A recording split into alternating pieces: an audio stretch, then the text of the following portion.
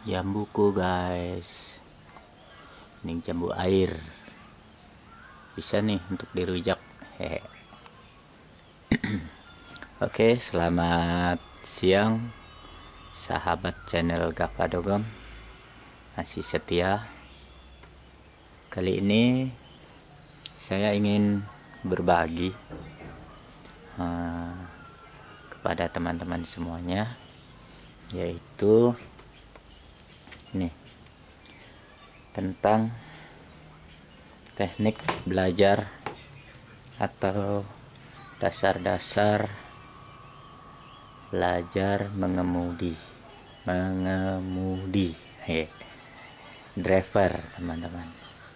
Oke, di depan kita sudah ada sebuah kendaraan yang memiliki merek Hilux ya. Nah, ini Hilux 4x2 dengan single cabin, dan Hilux ini dikeluarkan tahun 2013, teman-teman. Ini bannya masih standar, peleknya masih standar, masih pakai ring seperti ini, dan bannya cuma untuk ban sudah saya ganti dengan merek dagang Forsium dengan ring yang masih sama, yaitu 235 garis miring 75 dan R-nya 15. Jadi kita hari ini akan belajar, namun sebelum kita lebih lagi atau belajar ke dalamnya, di sini yang harus diketahui teman-teman bahwa kendaraan ini, Hilux ini, memiliki panjang poros ban atau lebar bannya, teman-teman.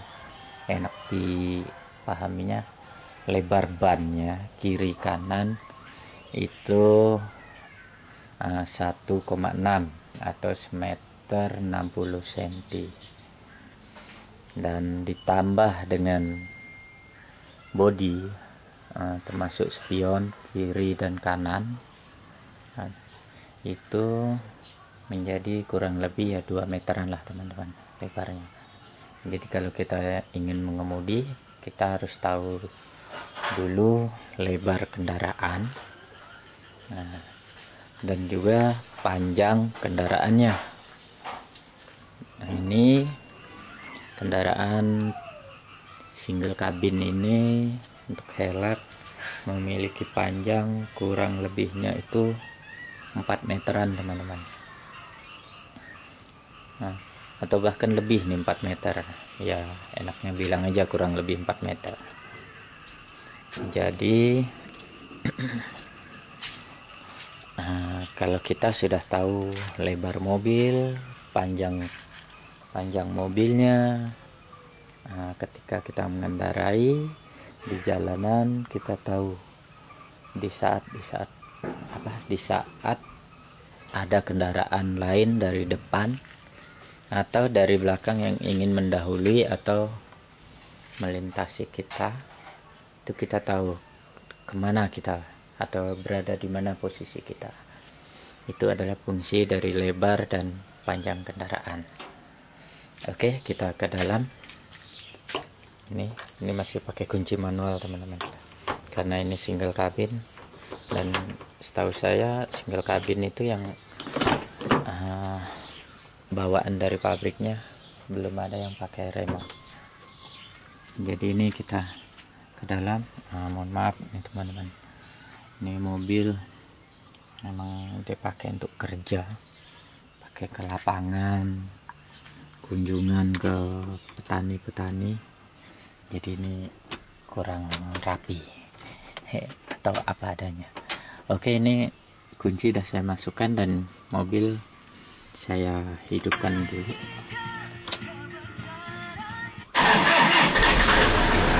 Hidup. Dan ini kita sudah di dalam.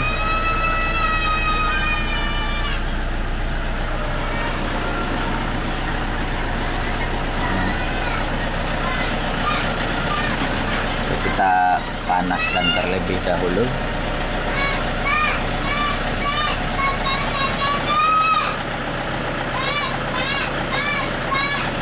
Ya, kita panaskan terlebih dahulu teman-teman. Oke. Atau kita di dalam aja. Pintu saya tutup. Oke, selanjutnya kalau kita sudah memahami yang di luar tadi, seperti panjang kendaraan, lebar kendaraan, kemudian untuk pemula atau yang baru pertama belajar mengemudi, langkah selanjutnya kalau kita sudah di dalam yaitu kita harus memahami bagian-bagian yang ada di kendaraan tersebut. Yang pertama, nah ini adalah setir teman-teman, setir, dan di itu ada speedometer, ada pengatur minyak, maksud saya ini pengukur minyaknya posisinya gimana, dan sebelahnya juga pengatur suhu. Terus di dalamnya juga mobil ini masih sederhana sih teman-teman. Ini audionya juga masih bawaannya. Oke, selanjutnya kalau kita sudah di dalam dan udah tahu, yang perlu kita perhatikan dalam belajar mengendarai kendaraan adalah yang pertama itu di bawah sana itu ada beberapa bagian teman-teman. Tapi mohon maaf gelap, saya buka dulu pintunya. Oke. Di bagian bawah atau di kaki itu kalau untuk manual, untuk mobil manual itu ada 3 tuas. Tuas yang paling kanan atau di kaki saya itu adalah tuas gas, dan yang kedua ini itu tuas rem, dan yang terakhir itu adalah tuas koplingnya. Oke. Kalau kita sudah tahu letak ketiga tuas di bawah itu dan nama masing-masingnya, di mana gas, di mana tuas rem, di mana tuas kopling, dan itu harus benar-benar kita ingat teman-teman. Jangan sampai nanti kalau kita sudah berkendara menjalankan kendaraan di jalan raya lagi, kalau kita kepingin ngerem nggak taunya salah ngegas, kan itu bahaya teman-teman, bisa mencelakakan orang lain dan diri kita sendiri. Oke, semoga ketiga tuas sudah dihafal. Dan selanjutnya yang perlu kita perhatikan adalah di sini. Nah, ini. Di sini itu ada namanya personeling, atau untuk memindahkan, kalau bahasa yang sering kita gunakan itu gigi. Ya, gigi teman-teman. Jadi di situ ada 1, 3, dan 5. Terus yang di bawahnya itu ada 2, 4, dan R. Di sini teman-teman kalau kita memindahkan gigi, misalnya ini posisi netral teman-teman. Kalau misalnya kita ingin memajukan kendaraan atau memulai dengan kendaraan maju, maka kita wajib menggunakan gigi 1 untuk pertamanya. Dan bagaimana cara memasukkan gigi satunya, yaitu dengan cara yang tuas yang di bawah tadi teman-teman, itu yang paling kiri ya, itu adalah tuas koplingnya. Itu harus kita injak yang maksimal atau sampai mentok ke depan teman-teman. baru kita ini persneling kita geser ke kiri dan kita dorong ke depan. Itu gigi 1. Ini dah posisi masuk ya teman-teman. Kalau udah posisi masuk gini, kemudian langkah selanjutnya yang kita lakukan adalah ini rem tangan kita lepas. Nah, kalau ini kita lepaskan kopling secara pelan-pelan, maka dia akan maju kendaraannya. Nah, ini maju teman-teman. Dan selanjutnya ini saya netralkan lagi. Nah, apabila kita ingin memindahkan gigi 3 atau gigi 2 itu ke kiri dan ke belakang.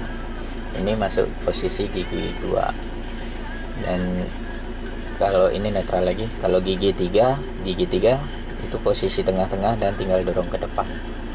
Itu masuk gigi 3.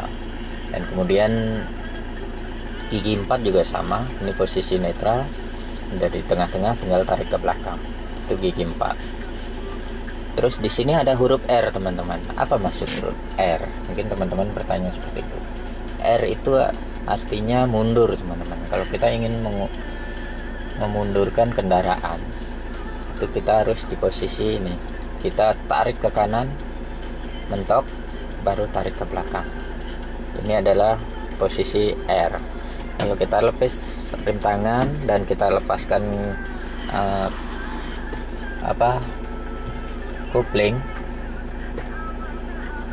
nah ini harus mentok koplingnya baru dimasuk. Kalau enggak ya seperti tadi, itu setengah gigi teman-teman ya kalau bunyi. Karena kayak gitu biasa pengaruhnya koplingnya kurang kuat injaknya dan masukannya juga kurang kuat, narik ke belakangnya sehingga dia masuklah di setengah gigi. Makanya kalau digas dia cuma bunyi ngerer, karena itu giginya kurang pas. Oke, kalau ini sudah posisi mundur gini, kita lepaskan kopling ini, maka dia akan mundur teman-teman. Ini mobilnya mundur. Nah, kita netralkan lagi, kita majukan lagi. Nah, ini maju teman-teman, mobilnya maju. Oke, gimana teman-teman? Apakah sudah ada gambaran? Dan untuk sebagai tambahan, di sini di mobil ini ada berapa bagian di sini? Nah, ini ada tuas. Tuas nih dari mana ya? Ah, dari sini. Ini fungsinya itu pengatur wiper. Mana yang dikatakan wiper? Wiper adalah pembersih kaca teman-teman yang ada di depan. Kalau ini kita angkat sekali ke atas, maka dia akan bergerak sekali. Tapi kalau kita angkat, kita tarik ke bawah, ini kita tarik ke bawah, mana nih, nggak kelihatan. Nah, ini kita tarik, maka di depannya akan hidup. Karena kita sekali tarik ke bawah, maka hidupnya itu pelan-pelan. Kalau ini ditarik ke belakang, maka airnya yang keluar. Nah, itu airnya keluar. Ini fungsinya untuk membersihkan kaca. Misalnya kalau hujan atau apa, wipernya harus hidup. Dan ini juga bisa ditambahin lagi teman-teman. Kalau kita tarik bawah lagi satu lagi, maka dia akan lebih kuat atau lebih cepat. Oke, kita kembalikan lagi. Dan yang tuas atau sebelah kanannya ini juga ada teman-teman. Dari sini. Ini yang panah 2 ini itu tanda sen kiri kanan. Kalau kita tarik ke kiri, maka ini sennya hidup. Ini tuh kedip-kedip sebelah kiri. Demikian kalau ini kita bawa ke kanan atau ke bawah, maka sebelah kanannya yang hidup. Dan ada lagi nih untuk lampu. Ini kalau diputar dari sebelah sini kayaknya ya. Ini kalau diputar ke depan, itu lampu kota menyala. Kedua itu baru lampu utama. Nah, di depan sana tuh nyala di dinding. Oke. Dan kalau perjalanan, seperti saya bilang, ini audio, ada on off-nya juga, setelannya seperti biasa. AC juga masih biasa teman-teman, seperti orang bilang putaran kompor. Ini setelannya seperti biasa. Ini yang pertama, ini setelan arah anginnya. Ini mau di wajah atau di kaki juga dapat. Kalau ke sini itu kaki dan wajah. Kalau ke kiri itu dia cuma searah atau wajah aja. Dan ini on off nya, ini off, ini low, ini masih menyala tapi pelan-pelan. Dan ini pengatur suhunya, tombol yang terakhir. Dan di atasnya juga ada lampu. Ini lampu tuh, lampunya. Ini juga ada spion. Fungsi spion ini itu untuk melihat belakang teman-teman. Kalau kita mau mundur, itu lampu kaca spion yang di tengah inilah fungsinya untuk membantu kita melihat ke belakang. Dan satu lagi, kaca ini itu dipasang menggunakan kaca cembung teman-teman. Berbeda dengan spion yang di luar itu. Kalau spion yang di luar itu dia memakai kaca cekung. Jadi kalau yang cekung itu atau yang spion di luar kiri kanan itu fungsinya dia menunjukkan bagian belakang itu sesuai jarak yang sebenarnya. Berbeda dengan yang di tengah ini teman-teman. Kalau yang cembung ini dia itu gimana ya, kaca tidak jujur kalau saya bilang teman-teman. Karena apa? Kalau kita lihat dari kaca ini itu kayaknya belakang tuh sudah nempel dengan barang yang mau kita tabrak. Tapi ketika kita turun, kita cek, itu masih ada jaraknya, mungkin 1 jengkal 2 jengkal teman-teman. Jadi berbeda dengan yang kaca yang di spion itu. Kalau di spion itu kalau misalnya jaraknya semeter ya masih semeter. Berbeda dengan yang cembung. Dan di pintu itu juga ada beberapa bagian. Ini tuas pintunya untuk buka. Dan yang di atasnya itu ada klip. Nah, kalau diklik ke depan gini itu mengunci pintunya. Bukanya gini. Dan juga ada kaca pun putarannya masih sederhana. Yang oke teman-teman. Bangku juga ya apa adanya teman-teman. Gimana? Apakah teman-teman cukup jelas dan kira-kira sudah ada pandangan atau berani bawa kendaraan? Ini cuma dasar-dasar teman. Kalau biasanya saya sering sih dampingi orang-orang yang belajar atau orang-orang minta ajarin ke saya.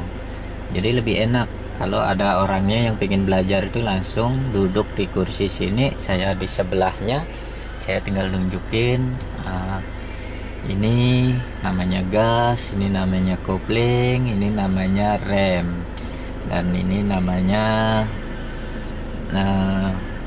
koper gigi, rem tangan, dan menunjukkan kapan waktunya kita harus ngegas, kapan waktunya harus mengerem, kapan waktunya harus pindah gigi, misalnya gigi kecil ke gigi besar dan sebaliknya. Oke teman-teman, semoga bermanfaat video yang saya bagikan siang hari ini dan menginspirasi bagi teman-teman yang khususnya itu kepingin belajar mengemudi dan memang teman-teman tuh belum bisa mengemudi. Kalau untuk teman-teman yang bisa mengemudi, ini hal yang wajar dan bahkan nggak penting katanya, karena mereka sudah bisa mengemudi. Dan perlu diketahui teman-teman, kalau kita belajar untuk matic, kendaraan matic atau mobil matic, itu memang agak sedikit beda dengan mobil manual teman-teman. Karena kalau matic itu kita tidak perlu pakai kopling kaki teman-teman. Di kaki itu cuma ada yang manual 3 tuas, kalau yang matic itu cuma 2, yaitu gas dengan rem. Tapi kalau di manual, mobil manual ini ada 3 tuas, yaitu tuas kopling, tuas rem, dan tuas gas. Oke teman-teman, terima kasih sudah mengikuti dan setia dengan channel saya Gapa Dogem. Jangan lupa di subscribe dan di like, di komen, share sebanyak-banyaknya.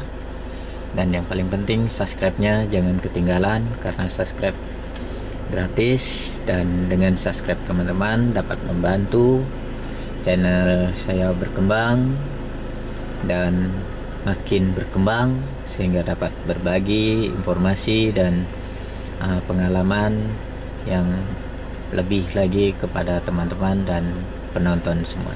Oke, selamat siang, Tuhan memberkati.